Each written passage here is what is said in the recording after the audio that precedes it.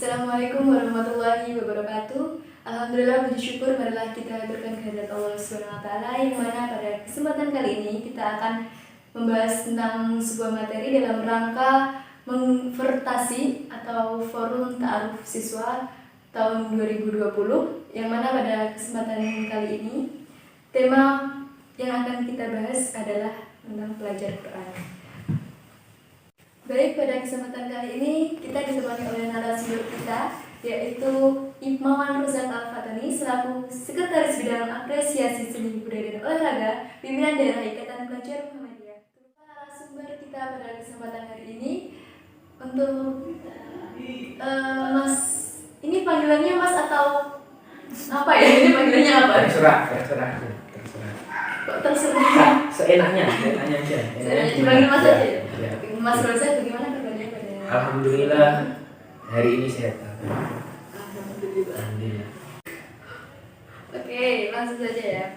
Dapat kita lihat dari fenomena yang terjadi belakangan ini, yaitu banyak sekali buku-buku yang diperoleh atau dibaca oleh pelajar-pelajar, khususnya pelajar muslim di era saat ini, yaitu buku-buku tersebut tuh dari barat, yang mana isi dari buku tersebut itu seperti pemikiran-pemikiran sosialis, isinya itu tentang sosialis seperti itu kan. Nah, seharusnya sebagai pelajar muslim itu dalam mengkaji buku-buku bacaan tersebut atau yang semiripnya itu sesuai dengan Al-Quran dan hadis dan tidak ketinggalan zaman atau menyesuaikan perkembangan zaman. Nah, langsung saja, bagaimana pendapat sampean mengenai situasi pelajar muslim saat ini tentang hal yang saya ucapkan tersebut dan saya bicarakan tersebut? Pendapat saya mengenai fenomena itu, pelajar muslim saat ini memang benar-benar diarahkan kepada sesuatu yang nyeleweng kalau enggak benar-benar diteliti lah intinya. Karena apa? Karena rata-rata pelajar itu jika tidak mengetahui sesuatu itu hanya browsing gitu. Nah, maka dari itu minat baca pelajar muslim itu turun gitu. Banyak, walaupun dia membaca hanya sekedar hobi ataupun gimana, kebanyakan yang saya tahu adalah yang dibaca itu cerita pendek atau novel. Kurang sekali dengan pengetahuan agama. Ya, maka dari itu kita sebagai pelajar muslim itu harus pandai memfilter mana yang baik, mana yang buruk. Contoh yang sekarang di zaman modern ini yang sederhana adalah pemakaian HP. Pemakaian HP ini kalau kita nggak benar-benar bermanfaat memakainya, kita bisa terjerumus kepada hal-hal yang tidak baik. Nah, di zaman modern ini yang kita salahkan jangan teknologinya. Di dalam Islam sudah diatur teknologi itu perlu. Untuk yang sekarang ini kebanyakan penggunanya yang nggak beres lah istilahnya gitu. Banyak pelajar yang browsing itu untuk kegiatan yang tidak positif gitu. Ya, saya sarankan untuk pelajar muslim di era modern ini berbanyaklah membaca buku, jangan hanya browsing, karena browsing itu belum tentu benar. Contoh yang paling sering terjadi itu browsing mengenai dalil ayat-ayat Al-Quran yang tidak jelas perawinya maupun hadisnya. Berarti gini ya Mas, maksudnya itu selain kita, kalau kita nggak tahu kan biasanya kita browsing tuh tentang dalil-dalil apa-apa gitu. Jadi di Google itu kita harus punya referensi lain, kayak kalau kita cari surat atau dalil Al-Quran itu kita seharusnya juga mengecek dalam Al-Quran ya, kita betul. Sendiri itu kan? Ya betul. Yang lebih jelasnya mending jangan lebih browsing lah. Gitu. Kita giatkan membaca Al-Quran, tentu kita dengan beserta artinya, terjemahannya yang jelas gitu aja. Seharusnya kita di rumah juga harus punya Al-Quran di samping untuk bacaan, yang kedua juga ada terjemahan biar tahu lah. Karena Jadi, dalam Al-Quran itu sangat ya sangat luas lah. mencakup seluruh. Kita sebagai pelajar itu hendaknya jangan tahu ayatnya saja. Yang lebih bagusnya kita harus mengerti apa artinya. Jadinya kita nanti bisa mengaplikasikan lah istilahnya gitu. Dalam kehidupan sehari-hari. Ya gitulah.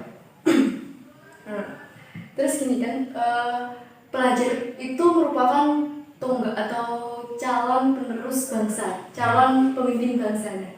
Kalau pada saat ini kalau pelajarnya itu gitu-gitu gimana ya? Kayak kurang gitu loh, berkurang namanya pengenalan agama, masih hura-hura atau seneng-seneng gitu gimana? Kan padahal ya dalam maksud dan tujuan IPM itu terbentuknya pelajar muslim yang berilmu, berakhlak mulia, dan terampil dalam rangka menegakkan dan menjunjung tinggi nilai-nilai ajaran Islam sehingga terwujud masyarakat Islam yang sebenarnya. Dari maksud tujuan tersebut, apa sih yang seharusnya pelajar muslim lakukan agar apa yang ilmu mereka peroleh itu dapat mencerminkan bahwa pelajar muslim itu kita harus berakhlak mulia, kita harus bisa menjadi calon pemimpin yang berkualitas gitu. Karakter kita itu yang harus kita tanam itu harus bagus. Iya betul. Gimana? Yang pertama yang harus digalakkan yang pertama adalah menuntut ilmu ya, niat. Niat. Karena dengan niat innamal a'malu binniyat wa innamal likulli imri'in ma nawa. Karena segala sesuatu perbuatan itu hanya tergantung pada niatnya. Gitu. Apa yang kita niatkan yaitu apa yang kita tanam, apa yang kita peroleh gitu. Yang kedua dalam menuntut ilmu itu janganlah sombong. Karena ilmu itu luas, kita mempelajarinya tentu akan kurang sekali. Yang ketiga adalah ketika kita dalam majelis ilmu itu adab kita adalah menyimak dan memperhatikan.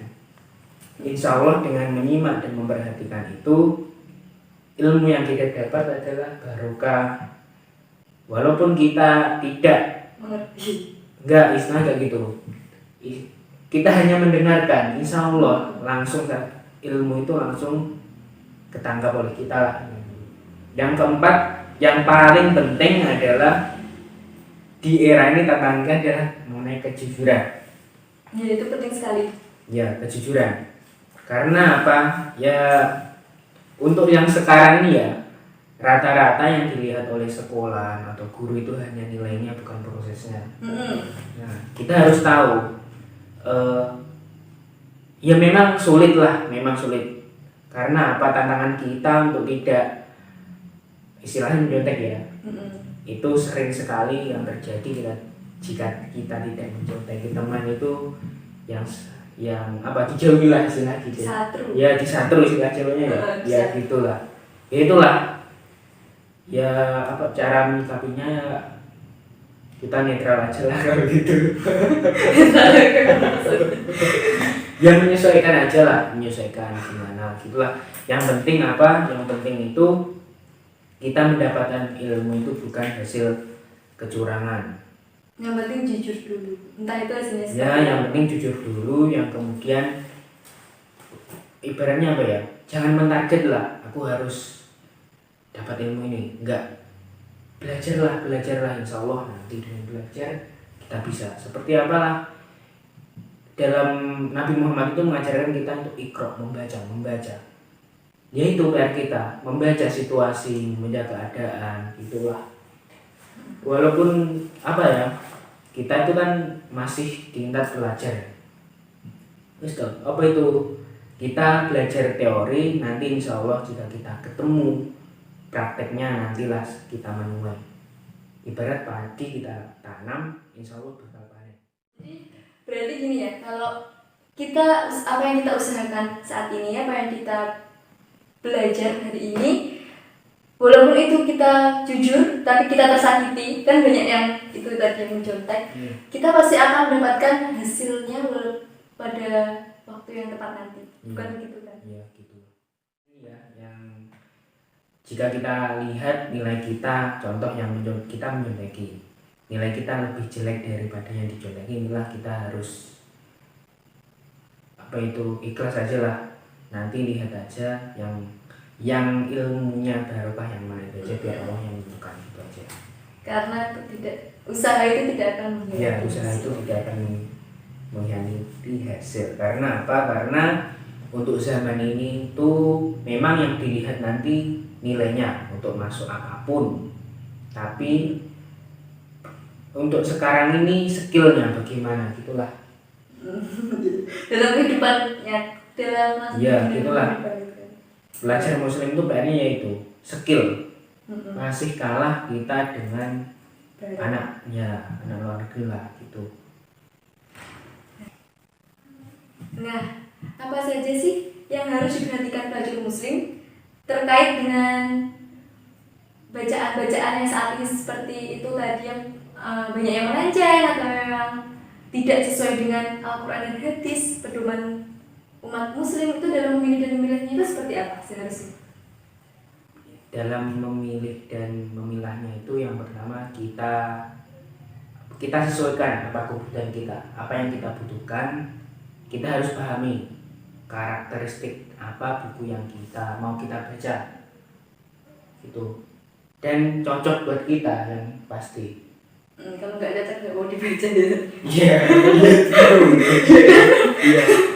Yang kedua, jangan lupa lah untuk selalu memperdalam buku-buku agama. Selain agama itu ya juga pengetahuan umum lah.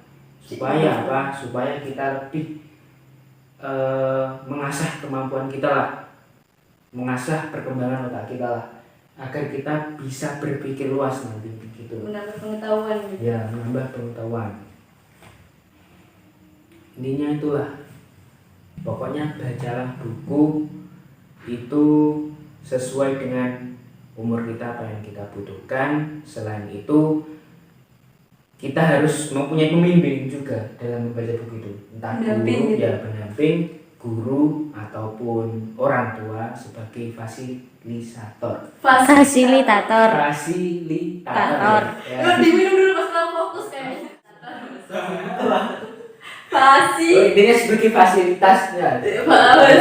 Sebagai fasilitas agar dalam proses belajar itu lebih efektif dan mudah ditangkap. Masalahnya apa? Yang terjadi dalam dunia era ini ya, pelajar itu kebanyakan setelah membaca salah penafsiran. Kalau nggak ada yang membimbing, nanti bisa ngelem lah istilahnya gitu. Masalahnya apa? Untuk belajar itu sangatlah tanpa guru itu memang kita sangat sulit lah, karena guru itu pahlawan tanda jasa. Iya, betul sekali. Guru adalah pelita dalam kegelapan. Nah, ilmu itu ibarat cahaya yang menerangkan kita gitu. Tanpa ilmu kita bukan siapa-siapa. Kita harus seimbang dalam kehidupan. Seimbang di dalam belajar itu harus seimbang. Semua itu di dunia itu harus seimbang. Bisa menyeimbangkan lah, bisa mengkondisikan. Itulah intinya. Mana dalam belajar itu juga kita lihat situasi dan kondisi juga, bukan setiap hari belajar terus tidak. Belajar itu tidak harus membaca buku, tapi di setiap kehidupan kita itu adalah pembelajaran bagi kita. Jadi apa yang kita lakukan atau yang kita perbuatkan selama ini itu juga merupakan pelajaran juga, iya. Kita. Karena hidup adalah sebuah pembelajaran. Pembelajaran untuk masa kini dan masa yang akan datang. Tuh. Nah, contoh kesuksesan memang tidak kita ukur dengan prestasi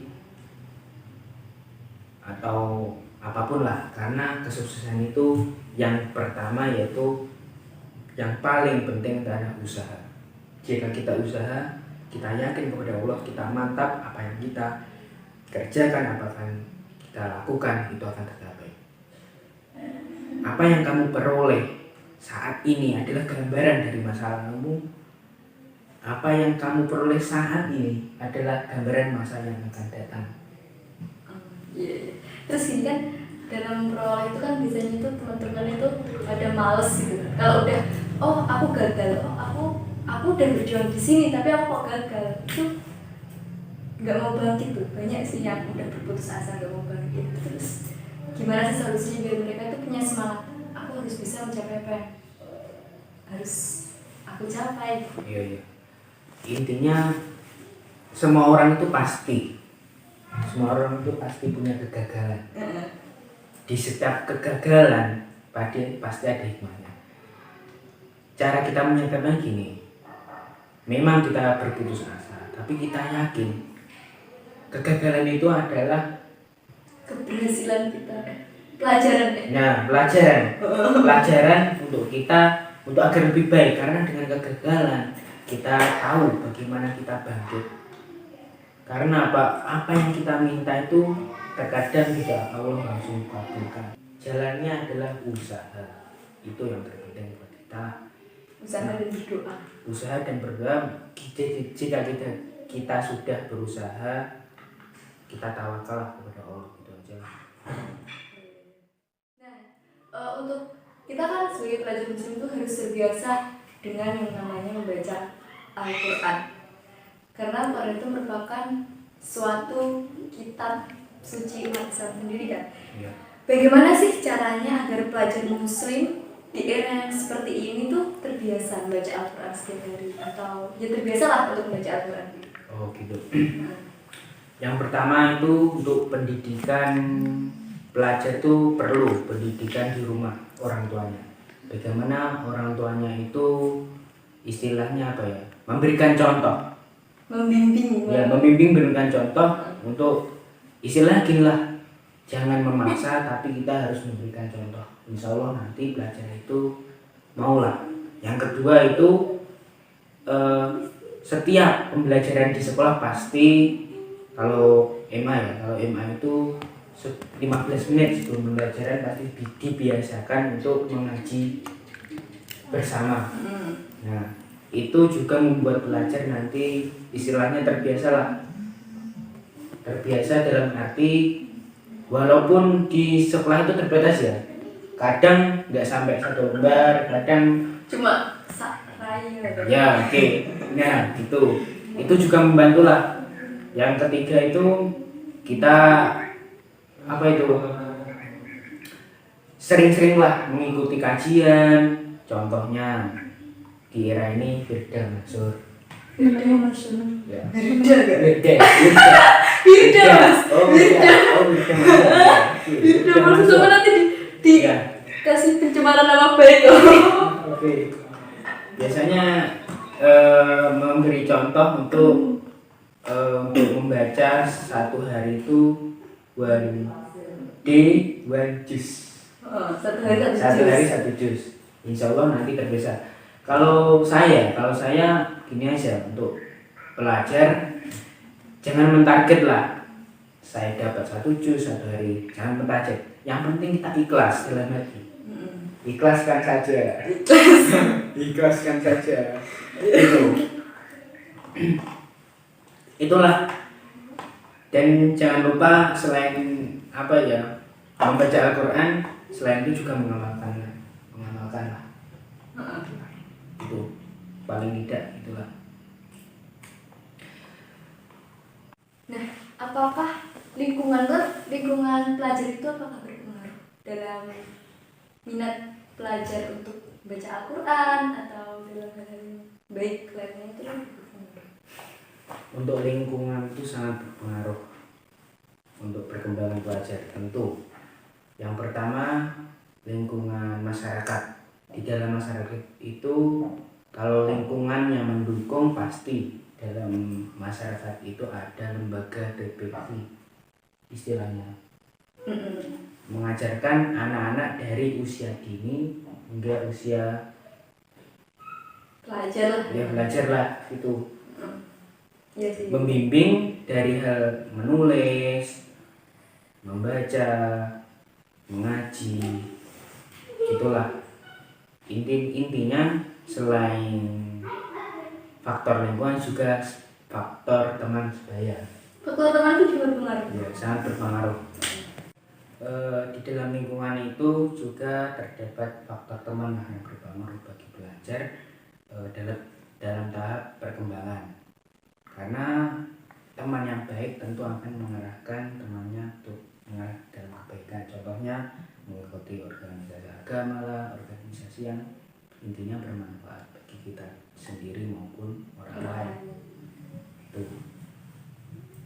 Jadi untuk pilih-pilih teman itu sebenarnya juga penting. Juga maksudnya ya nggak pilih-pilih gitu, maksudnya pilih-pilih teman yang baik, mana yang baik, mana yang baik itu memang sangatlah berpengaruh dalam kehidupan. Teman memanglah sangat berpengaruh, tapi jangan memilih teman dalam arti itu nggak baik dijauhi, jangan. Yang penting kita menyesuaikan saja. Kalau kita di sini kita harus menyesuaikan, kita di sini harus menyesuaikan. Itulah intinya. Kita harus tahu apa yang harus kita lakukan ya. Tahu harus apa yang harus kita lakukan dan tahu posisi kita di mana pada saat itu. Itulah intinya, kita harus bisa memposisikan diri kita sendiri. Beradaptasi di lingkungan baru, kita bisa beradaptasi di lingkungan lain, kita dapat beradaptasi. Itulah intinya. Nah, jadi gini ya teman-teman, dapat kita simpulkan atau dapat kita tekankan lagi dari beberapa pertanyaan yang tadi, bahwa di era globalisasi ini, khususnya zaman sekarang, sebagai pelajar muslim, kita tuh harus bisa memilih apa yang seharusnya kita lakukan, apa yang seharusnya kita baca, memilih buku bacaan yang baik, memilih hal-hal yang harus kita lakukan itu sesuai dengan Al-Quran dan hadis, sesuai pedoman agama. Karena di luar sana banyak sekali banyak sekali yang mengaku Islam tapi perbuatannya bukan mencerminkan Islam. Jadi kita sebagai pelajar muslim itu harus bisa menanamkan karakter yang baik, apa yang telah agama berikan kepada kita dalam menjalani kehidupan selama di dunia ini sebenarnya. Oke, terima kasih untuk narasumber kita pada kesempatan kali ini. Terima kasih Mas Rezak ya telah menemani materi kita pada kali ini. Dan untuk siswa-siswi semua ada penugasan, yaitu membuat video membaca Al-Quran serta dengan terjemah dan asbabun nuzulnya. Nah, itu nanti di video terus dikirimkan ke fasilitator pendamping masing-masing dari setiap sekolah. Baik, saya selaku moderator pamit undur diri. Apabila ada kesalahan dalam perbuatan maupun perkataan, saya mohon maaf yang sebesar-besarnya. Nun wal qalam wa ma yasrun. Wassalamualaikum warahmatullahi wabarakatuh. Dadah. Semangat.